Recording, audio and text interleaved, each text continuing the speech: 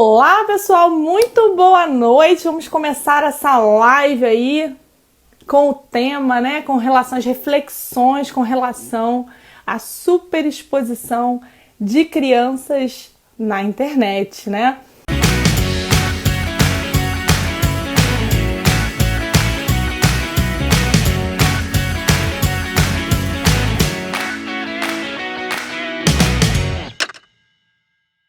Lembrando aí que esse é um tema que vem ganhando espaço na mídia, no cenário atual, né? Polêmica envolvendo youtubers mirins famosas.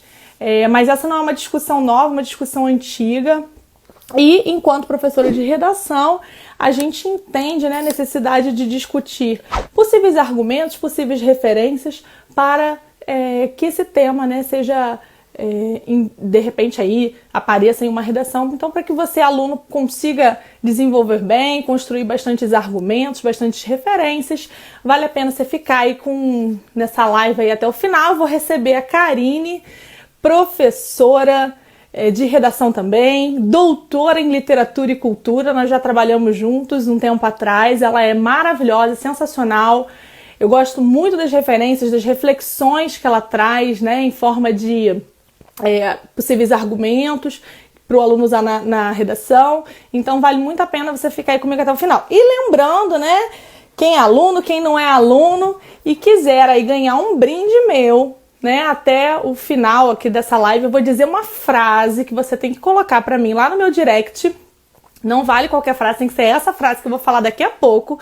Você vai escrever essa frase e os 10 primeiros que escreverem nessa frase pra mim, eu vou entregar aí, você vai botar o seu e-mail, vai botar a frase, vai botar o seu e-mail, eu vou mandar pro seu e-mail o tema da redação dessa live com textos motivadores, tá? Com dados para você poder construir sua argumentação. Vou mandar a folha padrão da redação com o tamanho da linha oficial do Enem, né? O mesmo tamanho que você vai ter no dia da sua prova, para você aprender a desenvolver uma redação do tamanho mesmo da sua prova, tá?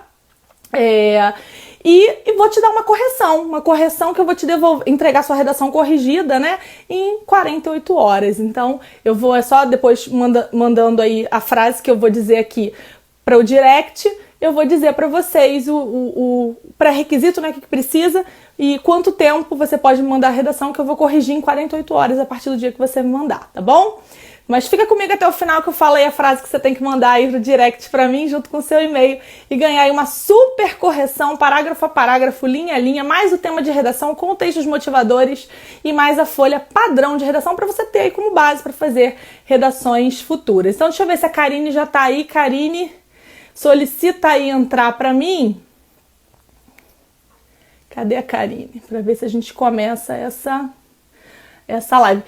E quem tiver perguntas, tá? Perguntas que possam vir a surgir, ideias que vocês achem que cabem, né, nesse tema de redação, vocês podem mandar aqui, tá bom? Que eu estou acompanhando. Deixa eu ver se eu acho a Karine aqui.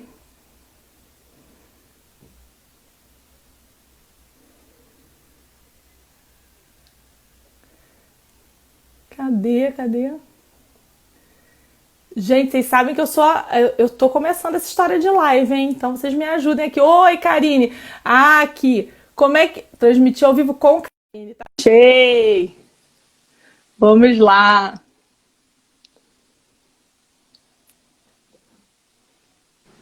Entrei. Olá! Tudo bom? Tudo bem, gente? Tudo bem? Que lindeza te ver por aqui! Ai, Olha, que gente... bom. Ó, o pessoal perguntando se eu vou salvar a live no IGTV. Eu vou salvar, Karine? Vai. Vai. Assim que terminar, antes da gente sair, clica lá, fica salva. Os alunos querem esse arquivo, né? É sempre bom ter um bom certeza. repertório para usar na redação. Então, gente, Com agradecer certeza. aqui a generosidade da Karine, compartilhando seus conhecimentos, sua experiência aqui em redação todo esse tempo. Doutora, né, em literatura e cultura. Então, nossa, vai ser muito rica aqui a nossa discussão. E então, agradecer de antemão toda essa sua generosidade aqui, tá bom? Então, alunos, se tiverem dúvida, perguntem que responderemos, tá bom? Então, vou abrir aqui o tema, né, da live, que eu acho que eu fixei como título. Tá como título aí fixado? Tá? William, tá fixado aí? Não? Não sei, mas enfim, vai dar certo, tá? Vocês vão descobrir. O que eu coloquei aqui, então, a internet tem transformado as crianças em produtos rentáveis. E aí, gente, deixa eu contar uma coisa pra vocês. Eu sou mãe, né, de 2 meninas. Uma delas vai fazer 12 anos agora, quinta-feira. Então, ela super está antenada com as questões, com as polêmicas aí que envolvem as youtubers e tal. Ela gosta muito desse assunto. Inclusive, Karine, não sei se você sabe, acho que agora todo mundo da live vai saber. Essa minha filha, que vai fazer 12 anos, ela é a minha editora. Ela que edita todos os meus posts, os meus vídeos, bota a vinheta. Ela é muito fera nisso. Então, eu tô me adaptando a esse meio digital, mas ela já tá bem à frente. Então, ela me atualizou, né, sobre essa questão, agora, recentemente, com uma youtuber mirim, né, que tem mais ou menos a idade dela, e que a família agora está respondendo a um super processo, né, porque entrou em discussão se é uma exploração da imagem da criança, né, se não é exploração. Aliás, um tempo atrás, uma polêmica bem parecida tinha surgido, que é a própria questão da Melody, né, que aí foi pelo assunto contrário. Então, quer dizer, ora a discussão é se a família está se aproveitando, né, da imagem, da popularidade da criança, né, enquanto estrela de youtuber ou estrela da internet, sexualizando demais, ora se não está infantilizando demais, né? E ela, quando ela era pequenininha, ela cresceu junto com essa youtuber e ela vê que realmente agora as outras youtubers, mais ou menos na mesma faixa, tem um conteúdo bem diferente, quer dizer, justamente se destaca porque uma, tendo mesmo 12, 13 anos, tem um conteúdo ainda muito infantil, bem parecido com o que fazia lá quando tinha 6 anos, e enquanto outra já tem um conteúdo mais pré-adolescente, mais assim, digamos, mais adequado à fase em que elas se encontram, né? E o que você acha disso? Conta pra gente. Então, assim, primeiro eu quero agradecer, né, o convite, que eu entrei no agradecer muito a generosidade dessas palavras, né? E acho que esse é um tema, assim, eu adoro aula de redação, porque eu vejo que a aula de redação é para a nossa vida, de maneira geral, um assunto que a gente discute para a vida e para aplicar no eixo temático, né? E é muito bacana, acho que esse eixo, assim, tem tudo para cair, que é um eixo que problematiza a infância.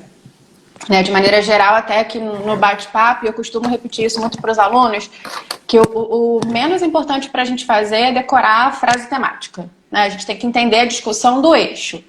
Então, assim, até o que a gente vai comentar aqui serve para aplicar em qualquer tema relacionado à infância. Porque, por exemplo, a gente pode ter um tema que não cobre necessariamente a questão da infância ter se tornado um produto rentável, mas que cobre a superexposição da infância, né, mas que cobre a proteção da infância. Então, o que a gente está discutindo, assim, de maneira geral, qual é esse lugar da infância.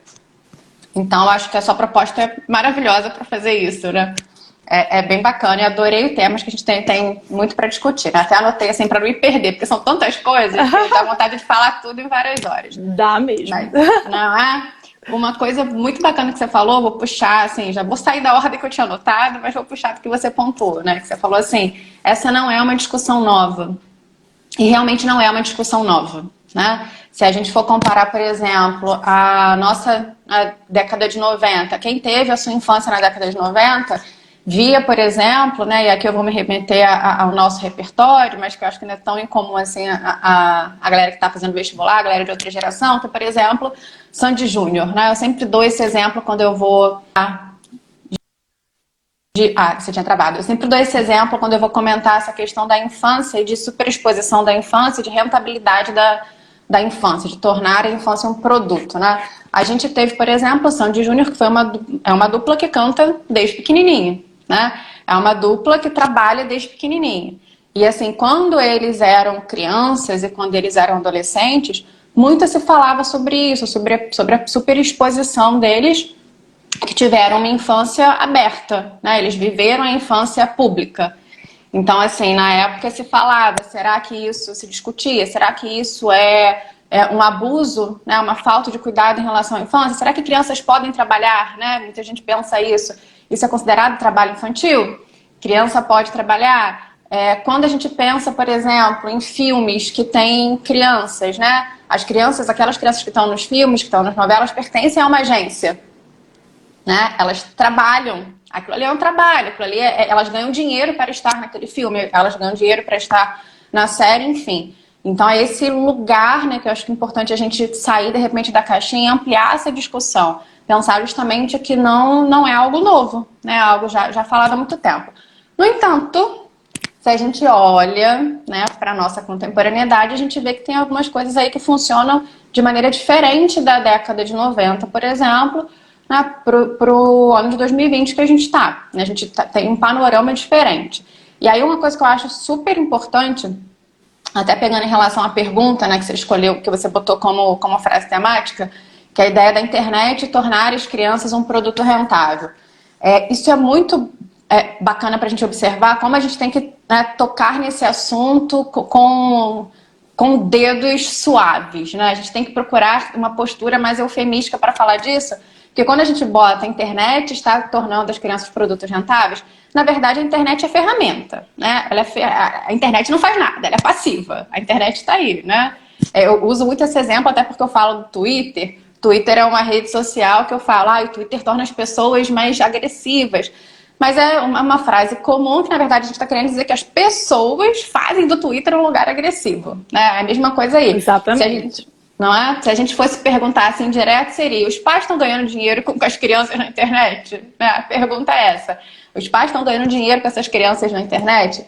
E isso tudo, assim, de maneira um pouco diferente do que acontecia na década de 90, que eu acho que é importante a gente traçar esses dois panoramas, é que a gente está numa contemporaneidade, a gente está numa vivência atual, em que, de maneira geral, né, se a gente for montar um contexto, um cenário, que isso é importantíssimo para você discutir o tema de redação, se a gente for para esse cenário, a gente vive uma época de constatação da própria vida, né? Isso de maneira geral. E eu acho que uma pessoa que vai para uma redação, uma pessoa que vive hoje, precisa ter essa ideia. A gente vive uma época de constatação, né? Você vive a partir do que você constata. Se não está no Instagram, você não viveu. É quase essa premissa, né? Se você viaja e não posta, você não viajou. A gente está começando junho, tem o Dia dos Namorados aí. Se você não postar uma foto de Dia dos Namorados, você não comemorou o Dia dos Namorados, né? Então, assim, existe uma necessidade de constatar as suas experiências. Então, nesse panorama, a gente tem uma superexposição que é aberta, né? Uma superexposição que toca que toca todas as pessoas de maneira geral.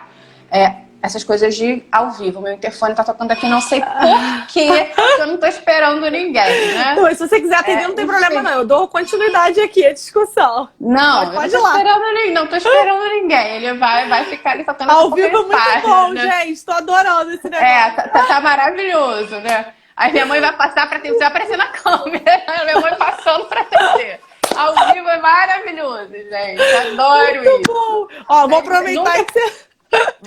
Ficou desestabilizada com seu interfone para fazer vermelho, com o interfone tocando. Não muito sei por que esse interfone nunca toca.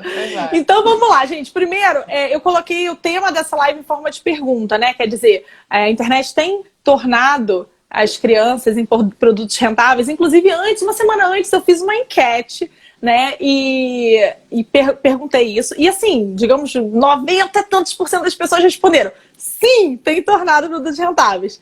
Aí a minha vontade era de fazer outras perguntas. Eu ia fazer assim: bom, então a internet por si só, né, tem tornado? Ou será que são os pais? Certamente as pessoas iam me responder: os pais. Aí você fez essa pontuação, né? E aí eu ia voltar a perguntar: então, a internet tem tornado produtos rentáveis das crianças, né? Quer dizer, para a gente poder refletir que muitas vezes a gente coloca a responsabilidade de algo, né, na ferramenta em si, quando muitas vezes ela pode ser uma ferramenta neutra, porque a individualização, a responsabilidade, ela se dá por parte de quem usa, né? Inclusive, eu fiz esse tema em forma de pergunta, mas lembrando que se fosse na redação do Enem, provavelmente não viria em forma de pergunta.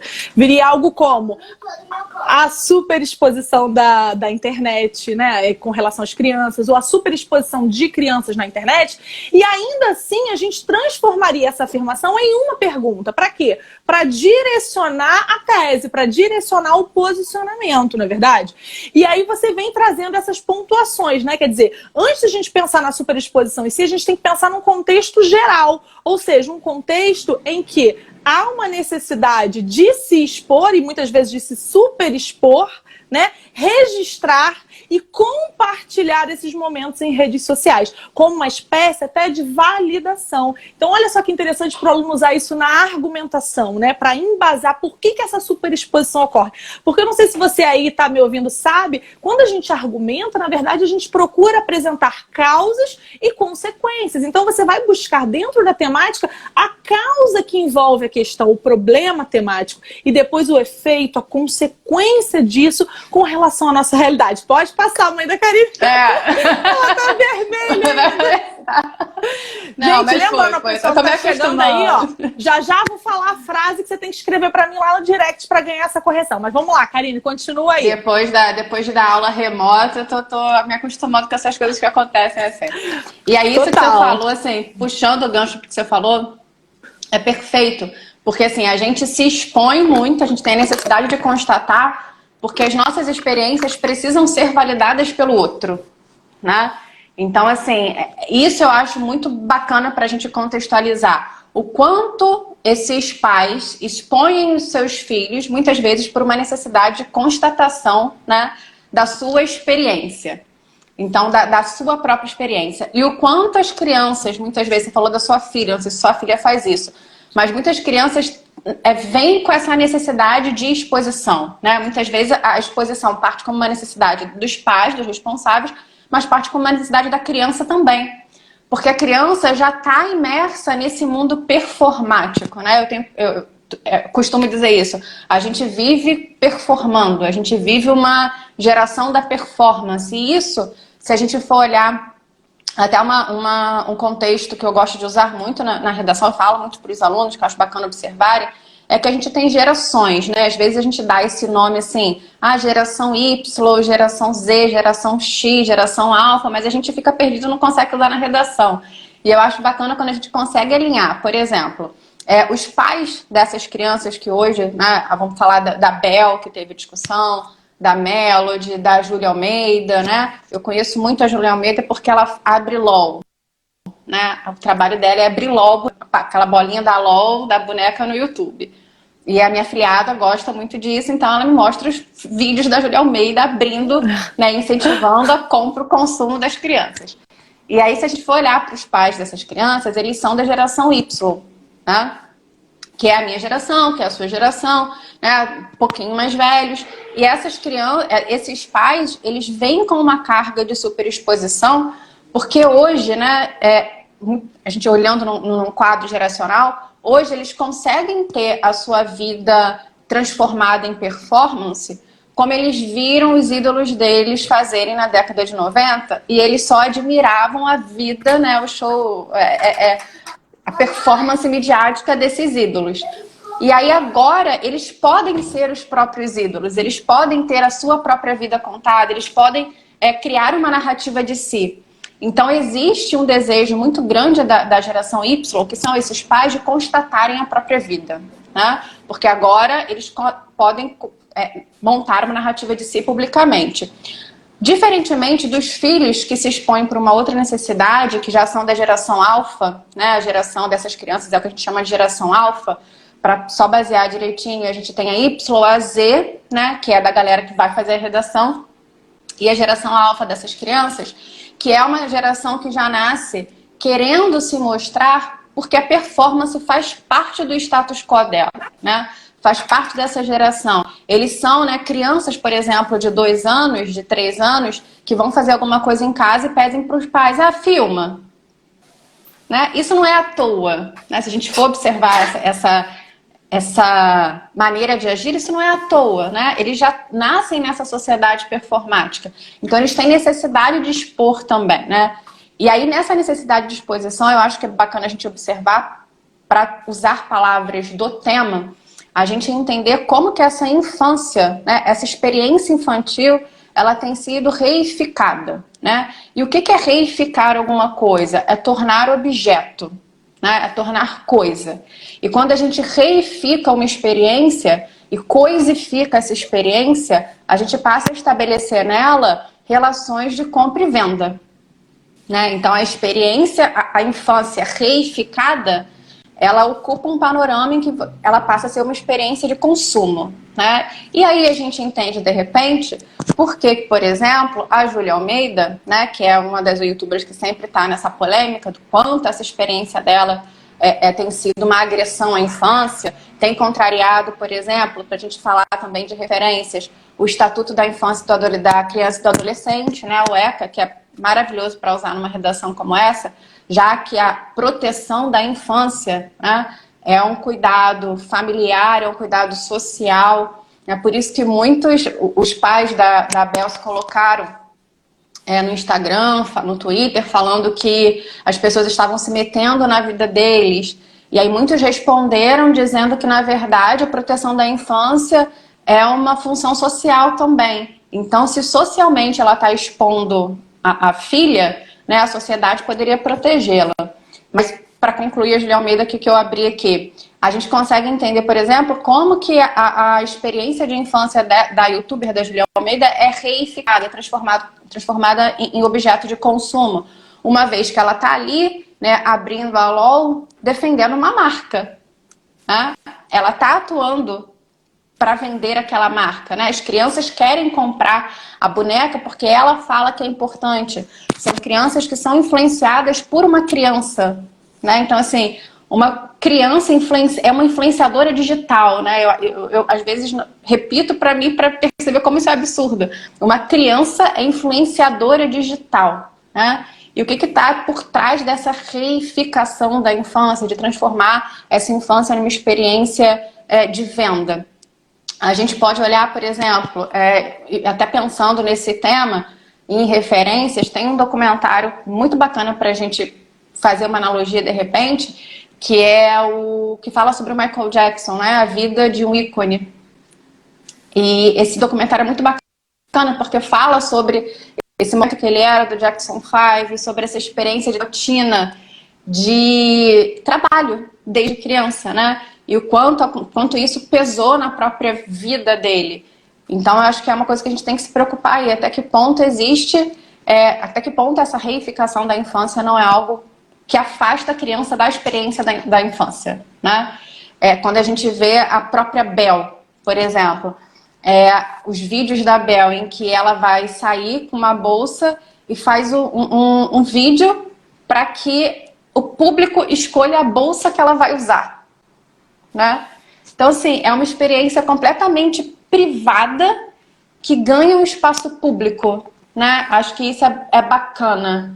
Ó, tem uma pergunta aqui da Luana. Isso pode estar ligado à adultificação da infância, da criança, né? Que é uma outra questão que também entra nisso aí, questão da erotização da criança, da adultificação da criança. O que você acha, Karine? Com certeza. Elas têm uma experiência de adulto aí, né? Uma criança, por exemplo, não deveria estar preocupada em escolher se a bolsa dela com a roupa que ela vai sair e jogar.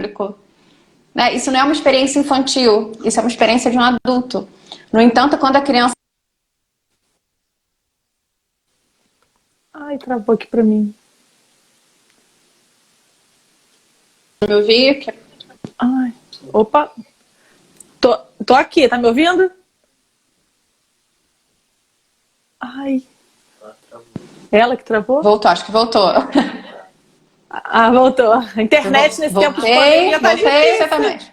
Não, é difícil. E esse horário, né? O horário das lives. Com certeza, né? Isso interfere. Porque a gente estava pontuando, uma criança não deveria se preocupar com a bolsa dela combina com a roupa. Mas como ela se torna um objeto midiático, né? E essa experiência de cuidar da sua maquiagem, cuidar do seu cabelo, toda essa postura, essa preocupação com a imagem é pertencente ao universo midiático, ela acaba embarcando nisso, né?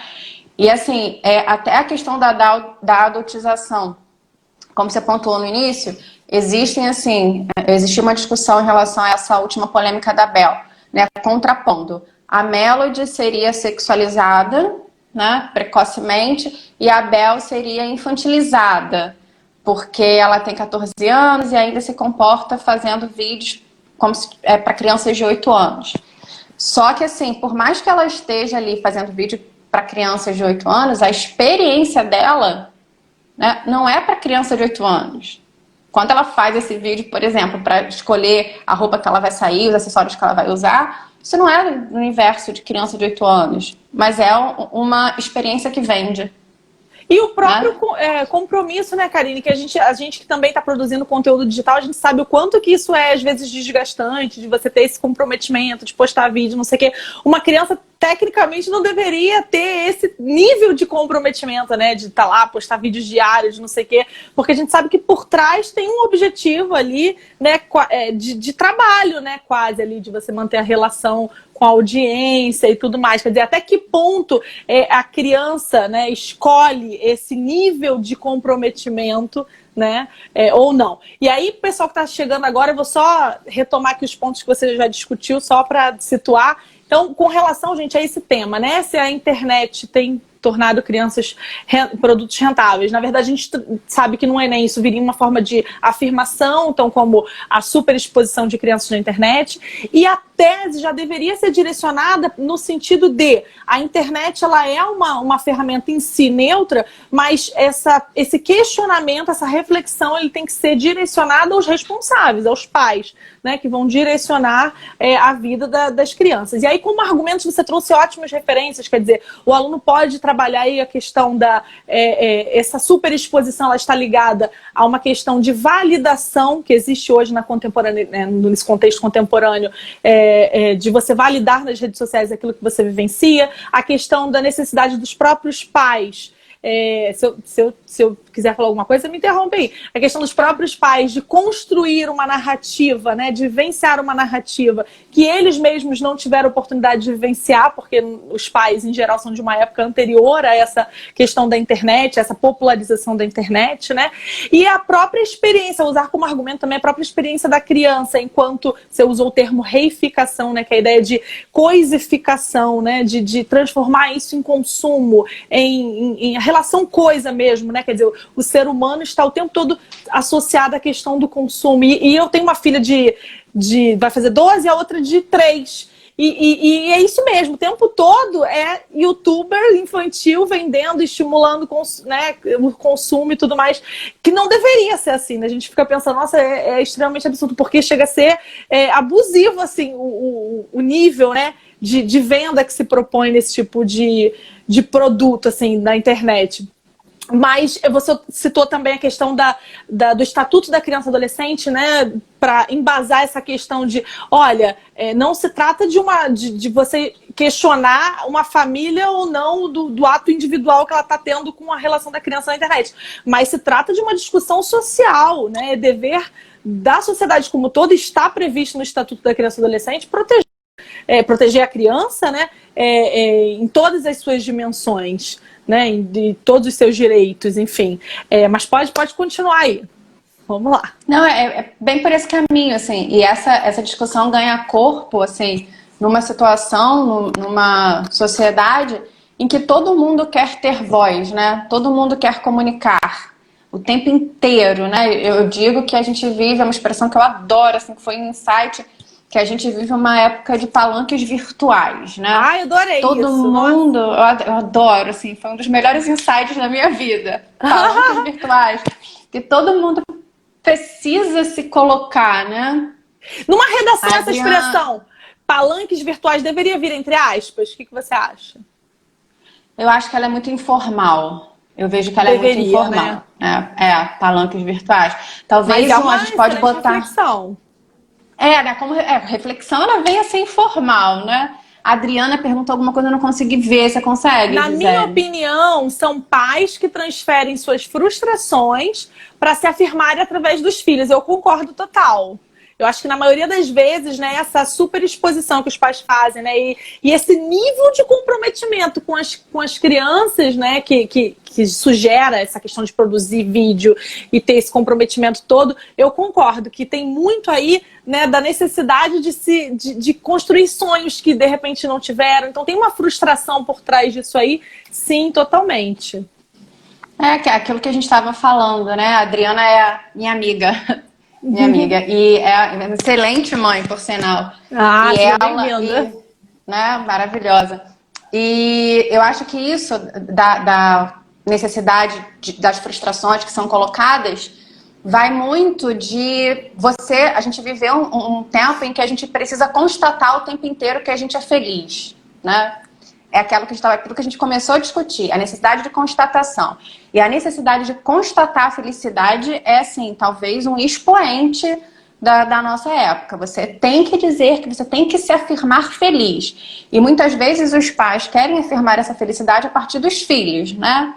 Querem afirmar a partir dessa infância, meu filho é maravilhoso, a primeira é a papinha, a primeira não sei o que, o primeiro não sei o que lá, não sei, e para dizer o quanto eu sou feliz, porque meu filho é lindo, maravilhoso, está tendo experiências incríveis. Então, essa necessidade de constatar a felicidade, assim, você vê como é que ela abre braços, né? E quando a gente fala da superexposição infantil, eu vejo completamente ligada a isso.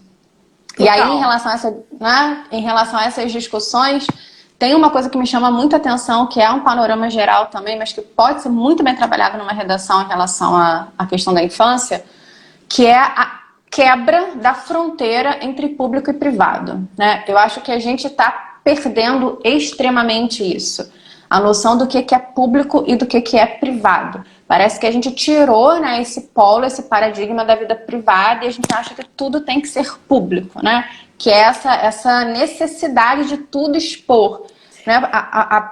Fala depois. Ney, vou aproveitar esse gancho maravilhoso, porque esse argumento que você está trabalhando aí, a questão da necessidade, né, de tornar tudo público, enfim, de não ter limite entre o público e o privado, pode ser facilmente utilizado em várias temáticas que não necessariamente são relativas à superexposição de crianças, mas a superexposição do indivíduo como um todo na internet, a questão do limite da liberdade de expressão na internet, a questão do discurso de ódio, né, também na internet, a questão da supervalorização das selfies, né, e seus efeitos no cotidiano. Quer dizer, olha quanta temática que você pode usar esse argumento aí como possibilidade, né? Qual é o limite entre o público e o privado? E as pessoas, de fato, vêm cada vez menos tendo noção. Então, por exemplo, as pessoas acham que a internet é terra de ninguém, e aí destilam ódio, né? Se superexpõem demais, enfim, e tantas outras questões. Aí só um gancho aí para trazer essa reflexão também para outros temas. Mas pode continuar.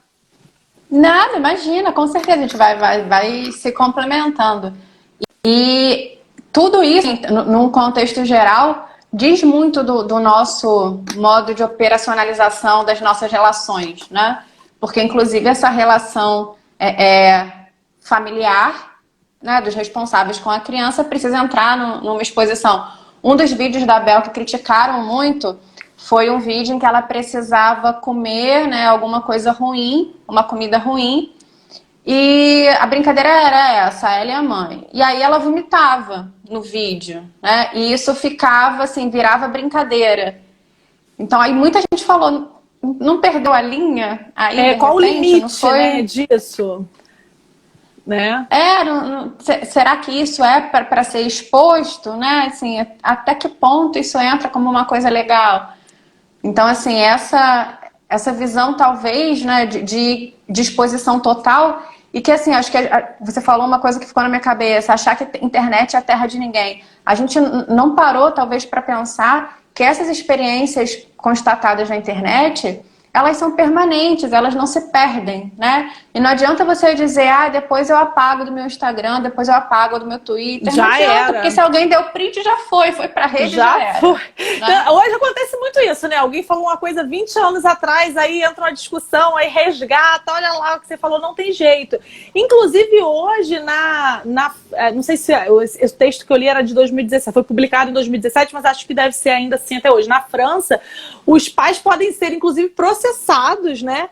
E para ter que pagar uma multa, acho que de 45 mil euros, alguma coisa nesse sentido, se os filhos, né, depois de uma certa idade, se sentirem prejudicados por conta de exposição de imagem feita pelos pais, né, na infância. Então você vê que é uma discussão mundial, não é uma coisa do Brasil, né? Embora a polêmica da Bel, enfim, esteja em voga nesse contexto, é uma questão, quer dizer, mundial você pensar isso, porque de fato, às vezes o pai pode achar que é bonitinho, a mãe, aí tirando do contexto dos youtubers, né? Mas pensando na questão mesmo da exposição da criança, é bonitinha, primeiro papinho, você mesma sugeriu isso, mas assim, em que momento, ou a Bel vomitando, em que momento isso pode se tornar vexatório?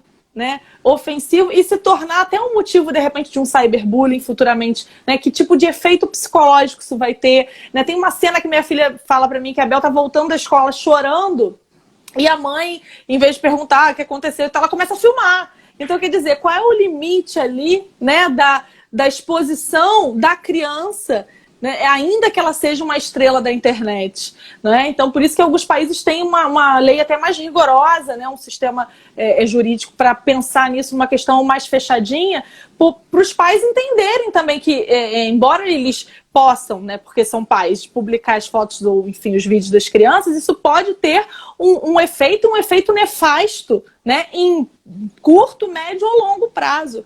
E isso precisa ser pensado, precisa ser questionado. Né? Então é até um dado interessante você pensar no outro país. No tema que eu montei da coletânea, eu coloquei esse dado lá que o aluno pode usar também em forma de paráfrase.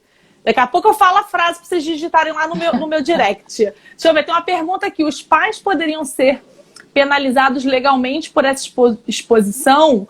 Como usar isso na redação? Olha que interessante. Olha, Luana, em alguns países sim, né, depois de uma determinada idade, os pais podem ser processados. Aqui no Brasil, não sei como isso está. Por exemplo, o caso da Bel nos coloca a pensar que isso está sendo ainda pensado e discutido. Não existe uma legislação muito fechada com relação a isso, ainda é uma discussão. Aliás, muita coisa aqui na internet ainda, aqui no Brasil, né, especificamente, ainda está em discussão. Né? A própria questão aí de injúria racial, racismo na internet, a maioria das vezes há uma pena muito branda, enfim, ainda é bem incipiente a nossa legislação com relação à exposição na internet, tá? E como usar isso na solução da redação? Bom, vou te responder, Luana. Com certeza, a sua proposta de intervenção, a sua solução para esse problema deve costurar aí a relação do nível de exposição, mas direcionada aos pais, entende? Quando você for construir a sua solução desse problema, tem que ser ou pensando, né, num sistema jurídico que vá limitar ou legislar ou criar regras, impor regras para o que pode, o que não pode ser veiculado pelos pais, né? Ou a própria questão de se discutir mais a questão, gerando uma nova postura, uma nova consciência com relação a esse limite entre público e privado, tem que ser aí nessa linha de raciocínio. Você concorda, Karine? Com certeza, e assim, pensando até em palavras que a gente, né, relações de causa e consequência que a gente pode estabelecer de maneira até mais clara, vulnerabilidade psicológica é uma consequência da exposição, né? Efeito na argumentação dos filhos. Você pode falar da vulnerabilidade psicológica, você pode falar da vulnerabilidade física, porque a superexposição também pode levar, né, a criança a uma situação de perigo. Né? O quanto é perigoso, por exemplo, saber onde a Bel estuda ou qualquer outra youtuber, o que ela faz, qual é a rotina dela, né? Existem coisas que são de ambiente privado, como a gente estava falando. E aí, quando você pontuou, a Luana perguntou da legislação, você começou a pontuar, é muito importante que a gente tenha essas noções, assim, a nossa legislação, ela se adapta à nossa realidade. Então, assim, não é um todo fechado, né? Ela vai se adaptando à nossa realidade. Quando a gente teve, por exemplo, o Marco Civil da internet, foi justamente para, né, vir dar uma orientação para a gente, porque a gente não sabia muito bem qual era o limite do que você podia dizer em rede ou não. Né? Será que se eu ofender alguém em rede, eu posso ser acusado de crime? Né? Como é que é essa dinâmica? E aí veio o Marco Civil da internet, que foi para dar, assim, a base. Né? Eu digo que ele botou ali o pilar, cimento. Né? O pilar, exato. Para a gente começar a pensar assim, opa, tem que ter alguma visão específica para o que a gente faz em rede. E aí veio o Marco Civil da internet. A gente teve, por exemplo, o Enem 2018 cobrando a manipulação do comportamento do usuário a partir do controle de dados na internet, que foi uma nova polêmica, né? Que além da questão do seu comportamento em rede, que estava lá no Marco Civil, a lei de proteção das suas informações veio para dizer assim, olha, empresas, vocês não podem pegar, né, as informações que são colocadas para determinado site para formar um consumidor ideal, pegar esses dados que são fornecidos e vender os produtos para essa pessoa, né? Não pode, então o Facebook não pode chegar lá e divulgar todos os seus dados, né? Tem teve essa lei para garantir essa proteção, né? O limite do que podem fazer. Em relação à infância, a nossa legislação ainda está sendo estudada, ainda está tentando entender quando se torna criminalização ou não, né? Por isso que esse caso recente que deu, né, o start, a volta, na verdade, nessa discussão da Bel, fica lá pisando em areia movediça, porque não se sabe muito bem, não tem limites pontuados e concretos ainda. O que a gente tem, né, como peso em relação à legislação é o Estatuto da Criança e do Adolescente. Que esse estatuto vai falar que a criança precisa, que cabe à sociedade, aos pais, propiciar à infância uma vivência harmônica, né? É a palavra que eles usam. Uma vivência harmônica, que está lá no preâmbulo do Estatuto da Criança e do Adolescente. E aí, cabe a gente como sociedade, né, e as pessoas competentes, pensarem até que ponto essa infância está sendo harmoniosa ou não, né? Quando que essa infância traça o limite dessa harmonia que deveria existir na própria infância. Isso é algo que a gente pode estender.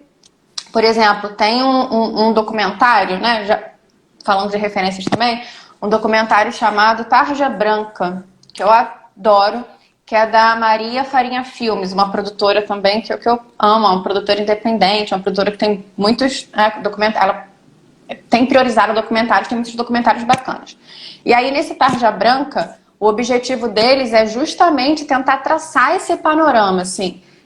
O que a gente está fazendo de infância? O que a gente está entendendo como infância? Né? Que bate muito com a visão de um pediatra que eu adoro, que eu sigo em rede também, que ele tem várias palestras no TED Talk, que é o Daniel Becker, né? Os dois têm uma visão, tanto o documentário Tarja Branca quanto o Daniel Becker, de tentar pensar que experiências são essas de infância que a gente está... Que experiências são essas que a gente está atribuindo à infância? Né? O que é a experiência exatamente de infância? Será que ser um youtuber, um influenciador digital é uma experiência infantil? Né? Será que está sujeito a preocupações estéticas, de ordem estética? É uma experiência infantil? Né? Será que isso causa harmonização para a infância? Será que aquela visão não se suja, não chora, não faz isso, não faz aquilo? Ah, você já é uma mocinha com 3 anos de idade. Será que isso é um respeito à experiência infantil? Então, assim, quais são esses limites? O que a gente está pensando que é infância em 2020? Né? Eu acho que é importante. O que a gente está pensando que é infância? Já cria esse gancho, né? Porque o aluno pode usar como argumento toda essa problematização, né? E usar até, como você já disse, a questão da harmonização da infância, né? A necessidade de ter uma infância harmoniosa, prevista no Estatuto da Criança e do Adolescente. O aluno, quando ele problematiza isso no argumento, ele pode dizer que essa questão, né, não está consoante ao previsto no Estatuto da Criança e do Adolescente, já trazendo esse repertório, esse embasamento, né, para mostrar a discrepância, a lacuna entre o que se vê na realidade e o que se está previsto na lei, né? É muito interessante. Aliás, você trouxe pra gente referência de filme, de documentário, de autor, Nossa, maravilhoso, gente. Eu vou aproveitar aqui que já tá chegando, né, próximo do final da live, e eu vou falar, gente, olha, vai ter gente que essa live vai ficar salva, mas os primeiros 10 que escreverem lá pra mim no direct, quero destravar na redação, mandarem para mim com o e-mail, eu vou, gostou, né? Quero destravar na redação, vai mandar para mim essa frase, tem que ser essa frase, hein? Não é quero redação, não é quero tema, quero destravar na redação, para eu saber que você assistiu a live até aqui. Com o seu e-mail eu vou mandar para você, então, o tema, folha oficial de redação do Enem e uma correção em até 48 horas, eu mando explicando direitinho como isso vai acontecer, tá bom? Aí fala aí, Karine, vamos lá que nosso tempo tá terminando. Mas tá incrível isso, né? E aí é legal que a gente pode usar esses argumentos, essas referências, esses embasamentos que você trouxe aqui também, que a gente, né, trabalhou, para muitas possibilidades de tema, né? A própria questão do trabalho infantil, a própria questão, né, da exposição na internet sem ser com relação à criança, né? A própria questão do papel da família como um todo, né? Tendo em vista a ferramenta da internet ou não, mas o papel da família, né? Teve até sua amiga aí colocou, a questão é os pais se perguntarem, será que eu posso fazer tudo só porque eu sou pai? Né? Qual é o limite que eu tenho? Porque eu sou responsável, né? A verdade é que não, né? Então tem que escrever a frase no YouTube, não, no direct, aqui no Instagram, manda lá pro direct, tá? No meu direct aqui, manda mensagem Quero destravar na redação, tá bom? Os 10 primeiros, gente, senão eu não dou conta de devolver corrigido em 48 horas. Fala aí, Karine. Muito trabalho nesse home office também, né? Nossa, muita coisa, muita coisa. Você estava falando das referências, e aí, porque fica, né, vem tudo um brainstorm na cabeça. E aí eu lembrei de um filme clássico, né? Quando a gente fala sobre essa questão da infância e da exposição, que é o Pequena Miss Sunshine. Ai, Que é um filme lindo, é um filme lindo. Adoro! Né? É um filme lindo que você pode usar de repente para abrir a redação. Ele não, né? Ele é lindo, né? Ele é muito legal. E ela não fala exatamente de uma experiência em que os pais estão querendo ganhar dinheiro em cima das experiências da criança. Mas mostra uma menina totalmente submetida a esse universo que não é dela, que não deveria, né? Que não deveria ser dela, não deveria estar preocupada. Uma cena que assim, fica no meu coração, que ela está preocupada com a barriga dela no colão. Gente, aí você fala, não era para ser assim, né? E o quanto essa tentativa de faturar, de ganhar dinheiro em cima, né? O Lucas adora também. De ganhar dinheiro em cima dessa experiência infantil acaba tendo como consequência a adultização da criança, né? Já que a gente está falando aqui de um panorama para pensar numa, né, relação de causa e consequência, uma questão direta, a adultização da infância pode ser uma consequência dessa reificação da infância, né? De tornar essa infância produto rentável, como a gente está falando aqui. E essa infância, assim, não experimentada, né? Até que ponto a gente também, quando torna uma experiência infantil, né, tá deixando de atribuir a esse momento da vida uma significação só de experimentação, só de vivência, e está atribuindo a isso uma categoria de objeto de consumo, né? O quanto a gente consome a infância, mas não vive, não experimenta, não contempla a infância. Né? São relações nossas, né? Como a gente, né, tem o famoso Bauman maravilhoso, diz que a gente transforma tudo, né? Cabe em tudo. Bauman escreveu sobre tudo. Né? Ninguém mais tem novidade. Depois de Bauman, ninguém escreve novidade. Né? Ele já falou sobre tudo. A gente transforma em objeto de consumo, né? E o que a gente está fazendo agora é transformando a infância em objeto de consumo. Como a gente transforma o amor em objeto de consumo, né? Como a gente transforma o trabalho em objeto de consumo, e os valores em objeto de consumo. Muitas vezes a gente transforma a infância. Também, totalmente. Os relacionamentos. Deixa eu só voltar aqui uma partezinha que você falou, só para ficar claro aqui para o público, que talvez não tenha ficado. Quando você usa o termo reificação, é reificação mesmo? Reificar? Reificar. Que significa coisificação, é isso? Tem mais ou menos esse sentido, coisificação. Esse termo é de alguém, de algum autor específico? Não, Não. Meu. Tá, não. Só para ficar claro, porque você falou, eu falei, de repente é de algum autor específico, tipo a modernidade líquida, que a gente sabe que é do Bauman, mas não é, então, é só mesmo uma reificação no sentido de coisificação e aí diversificando o vocabulário para usar isso numa redação. Pô, perfeito, show. Perfeito, é só isso. É só para, em vez de usar a palavra coisificação, usar o reificar, né? Coisificar, usar o reificar, fica mais bonito. É só aquele preciosismo mesmo de redação. Ai, tem gente falando aqui, ó, temos que ter mais live dessa, parabéns para vocês duas maravilhosas. Muito obrigada.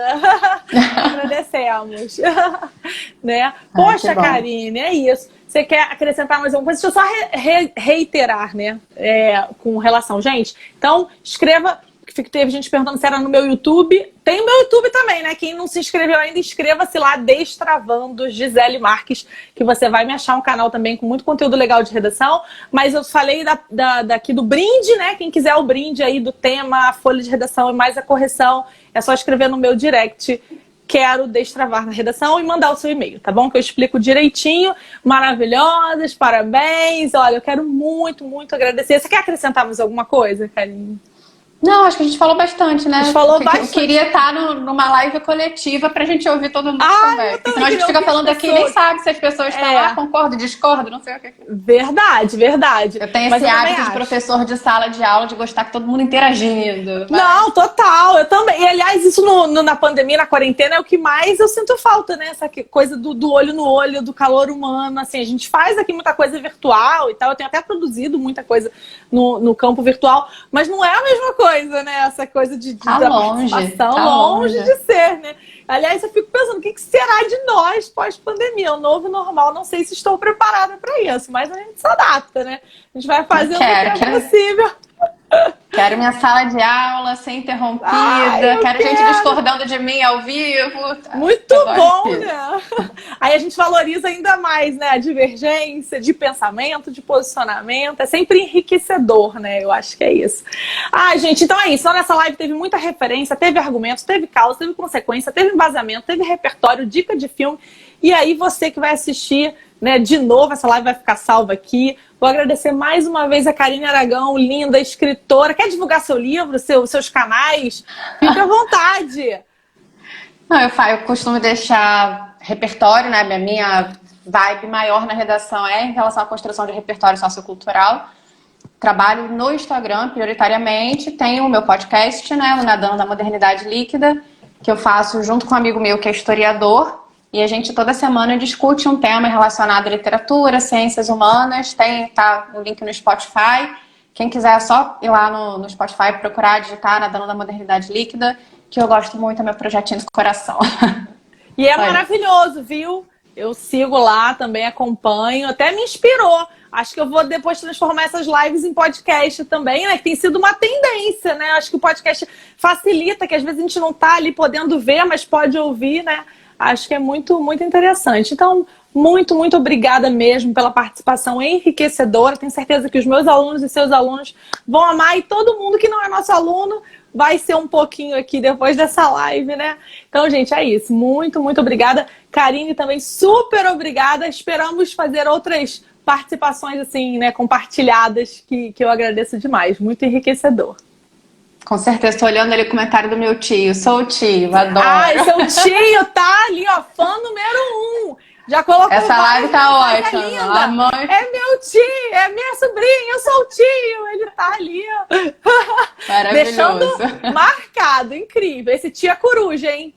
É, maravilhoso. Que bom. Obrigada pelo convite. Obrigada pelo convite. Eu que agradeço, tá? Um super beijo. Vamos ficando por aqui então, gente. Um grande abraço. Fique bem.